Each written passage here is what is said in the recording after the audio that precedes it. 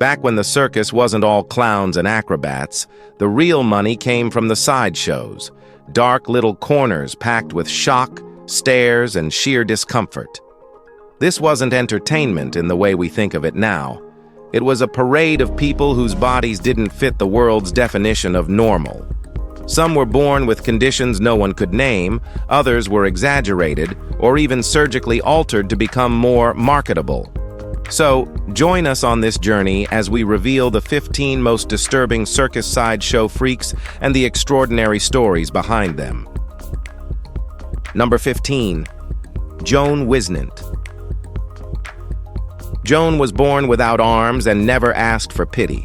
Her parents refused the sideshow offers. "She's not for sale," her mother said. Joan taught her feet to do what her hands never could: write letters, cook meals, comb her hair, sew, and even play the guitar. She placed it on her lap and used her toes like fingers, making chords cleanly. As a girl, she performed at state fairs and Ripley's events, not as a curiosity, but as a musician. A boy once laughed at her. She smiled and played louder. "People expect tears," she said once. "I give them a song." Crowds came expecting tragedy and left silent. She never missed a chord.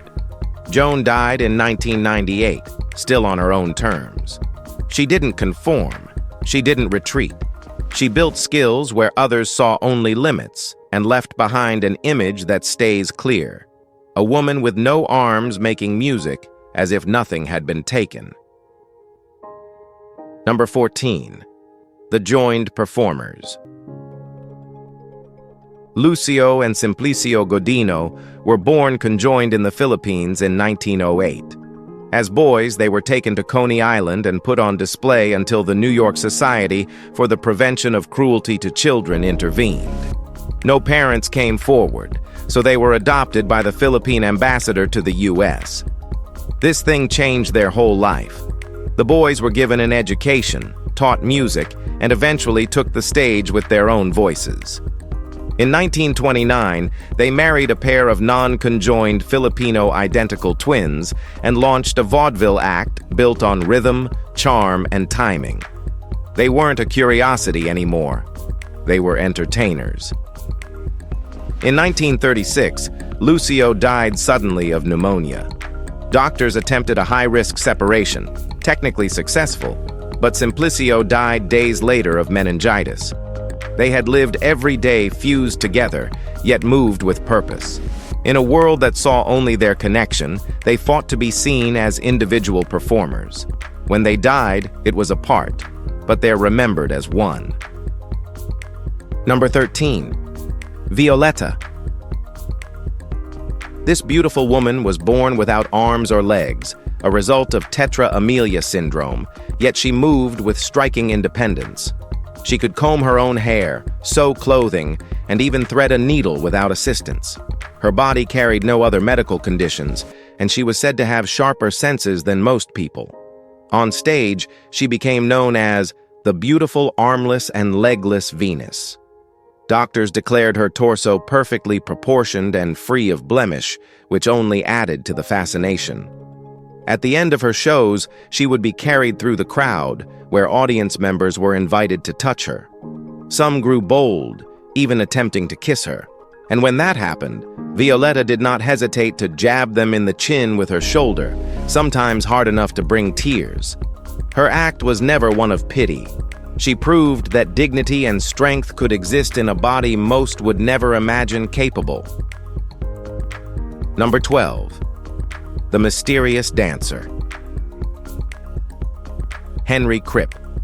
Hurd came into the world in 1923 and found his rhythm early, dancing in clubs as a teenager before most of his age had even finished school.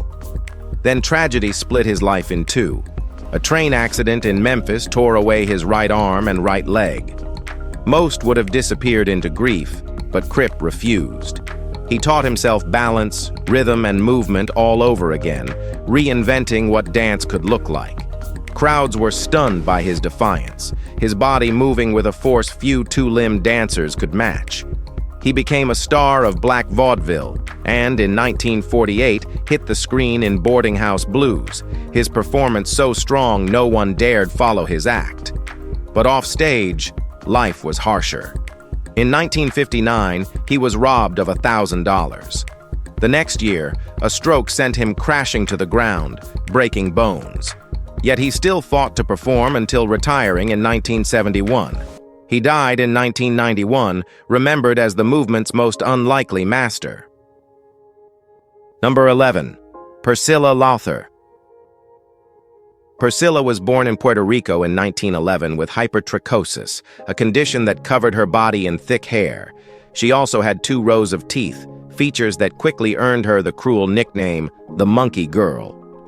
After her father's death, she was adopted by an American who grew bitter over the public's mockery.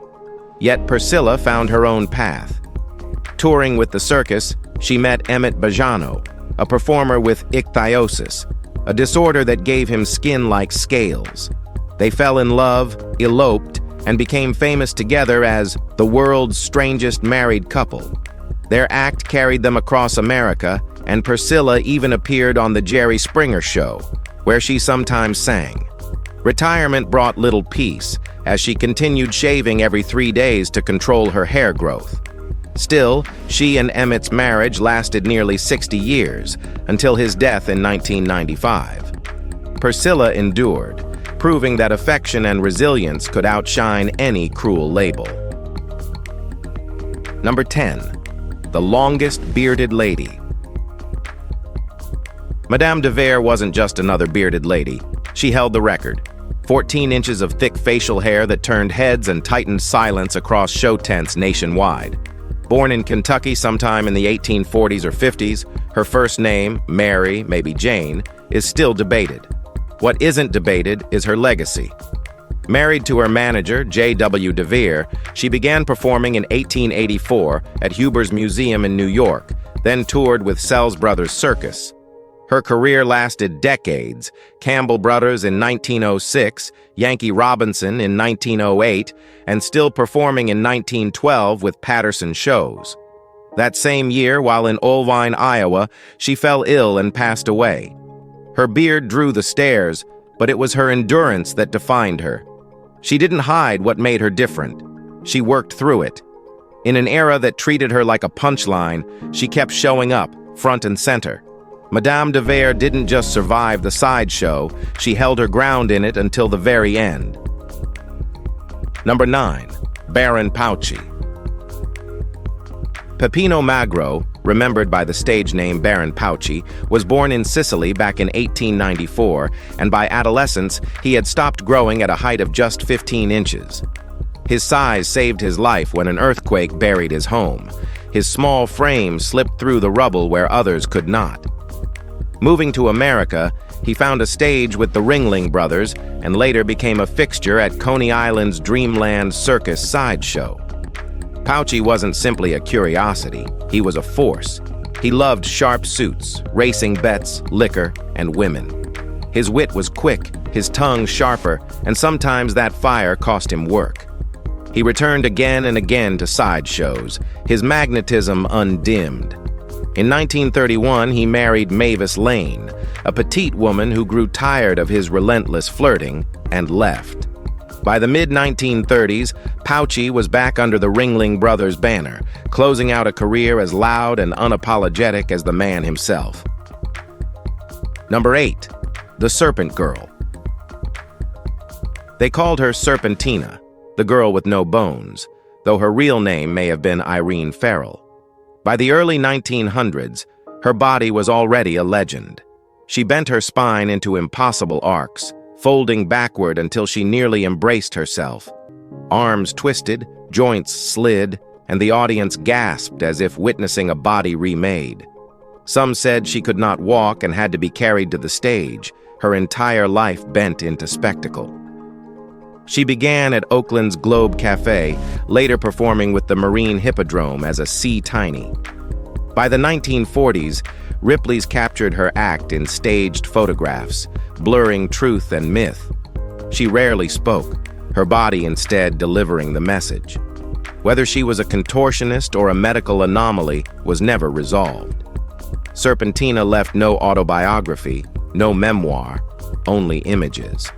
What remains is a figure caught between legend and flesh, a woman whose movements unsettled and awed with equal force. Number 7. Jack Dracula. Martin Semnak shed his birth name in the 1950s when he began transforming his body into something no society could ignore. Tattoo by tattoo, his skin turned into a living canvas, beginning at Coney Island and spreading across his arms, chest, neck, and face. By the end, more than 400 tattoos covered him, earning him the moniker Jack Dracula. This was no costume. His own body became the spectacle. He entered the sideshow circuit, appearing at Coney Island's Wonderland, Hubert's Museum, Palisades Park, and even with the Ringling Brothers. He was not a gimmick, but a man turning stigma into stagecraft. In an era when tattoos barred entry into restaurants, Jack embodied defiance, art, and endurance. His image traveled through underground films and sailor lore, whispered across bars and piers. Inducted into the Sideshow Hall of Fame in 2011, he had already claimed immortality long before, and why not? Number 6. Zelda Rubinstein. Zelda grew up in Pittsburgh, the daughter of Jewish immigrants, her life shaped by a rare pituitary condition that limited her growth to 4 feet 3 inches. For more than 2 decades, she worked quietly as a medical lab technician, her presence small but steady. In her 40s, she chose not to fade into the background any longer. Acting became her calling. Her amazing role as Tangina, the psychic medium in Poltergeist, was unforgettable. Her eerie, commanding voice turning a small woman into a towering figure of cinema. She embraced roles that carried strangeness and depth, appearing in 16 Candles, Picket Fences, and narrating the scariest places on Earth. Zelda never treated her size as a weakness. Instead, she transformed it into a kind of power, carving out characters that lived on their own terms. Fierce, magnetic, and herself, she built a career that defied expectations and left her voice echoing long after the credits rolled. Number 5. The Lapland Giantess. Christina Larsdottir didn't just walk, she towered. By 18, she stood nearly 2 meters tall, a figure so striking that Stockholm treated her like a landmark. In 1837, she met King Carl XIV Johan, and soon Europe wanted to see her, Denmark, Germany, and England. Whispers questioned her gender, but the Karolinska Institute silenced them. She was biologically female. Stina knew her height was her currency, and she used it. She cleared her family's debts, bought land, and turned gawking into a living. Fluent in several languages and sharp with money, she wasn't just an exhibit, she was in control. In 1854, a brutal snowstorm left her wounded. Infection turned to gangrene, and she died at 35.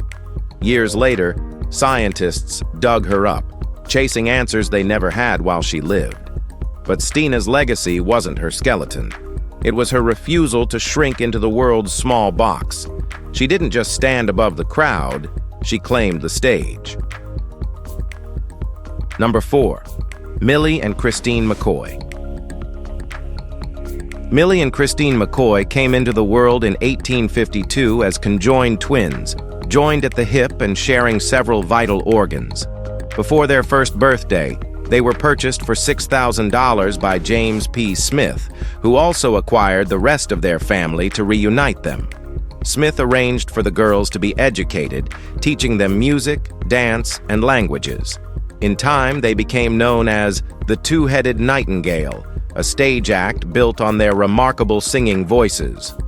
Audiences were fascinated by the harmony produced by 2 distinct voices from one body. Skilled pianists as well as singers, the sisters toured for more than 30 years, even performing under P.T. Barnum's management. They earned a fortune through relentless performing, but tragedy struck when a fire destroyed nearly everything they owned. Reduced to poverty, They continued performing until tuberculosis claimed both sisters in 1912 at the age of 61. Despite the exploitation, they left behind a story of resilience, survival, and artistry. Number 3. Joe the Leopard Boy. A.E. Bishel's life was marked by the unusual patterns across his skin caused by a condition known as leukoderma. The contrast of dark and light patches made his body resemble the markings of an animal, and in Barnum's hands he became Joe the Leopard Boy. The cage became his stage, and the world reduced him to a label. He worked in dime museums, small and cramped exhibition halls where human beings were treated like artifacts. No one asked about his thoughts or his history. They came only to stare. By 1909, his life ended abruptly when he reportedly fell through a trapdoor backstage, dying at the age of 40. His condition made him visible, but it never allowed him to be known. He lived in the space between performance and identity, between what he was and what he was forced to become. Back then, the world was cruel. Number 2. Captain Fred Walters. Now this one is my personal favorite. Fred Walters lived with the discipline of a soldier, his uniform always sharp and his boots polished. When an army doctor prescribed him a treatment containing silver, he followed orders. Slowly, his skin changed color, not pale, not bruised, but blue. By 1891, the transformation was permanent. Unable to live unnoticed in Britain, he crossed the Atlantic and joined the American freak show circuit. On stage, he was presented as the Blue Man, yet inside, he remained the same soldier, carrying himself with dignity. The silver that had altered his appearance also poisoned him, weakening his body year by year. For over 3 decades, he toured under the gaze of curious strangers. In 1923, the poison finally reached his heart. He died far from home, remembered more for the label pinned to his skin than the life he lived. His story was not a spectacle, but a slow and tragic fading of strength. Number 1. Willie Popeye Ingram. Willie Ingram discovered at the age of 4 that his eyes could protrude nearly an inch from their sockets. The condition was painful and unsettling, yet it drew attention everywhere he went. Growing up in Decatur during the 1930s, he knew blending in was impossible, so he chose instead to step into the spotlight. He joined Walter L. Wanis and Sons' Sideshow, performing at carnivals and fairs across the country. Audiences gasped, laughed, or looked away, but Willie remained steady. He appeared in Ripley's Believe It or Not, made his way into tabloids, and eventually acted in the 1974 cult horror film The Freak Maker. To the public, he was a man defined by a bizarre condition. Away from the stage, he was someone trying to create purpose in a world that turned him into a spectacle. Willie never asked to be stared at, but if people looked, he made sure they remembered him. If you found this video interesting, be sure to like, share, and subscribe for more content like this. Thanks for watching, and we'll see you soon.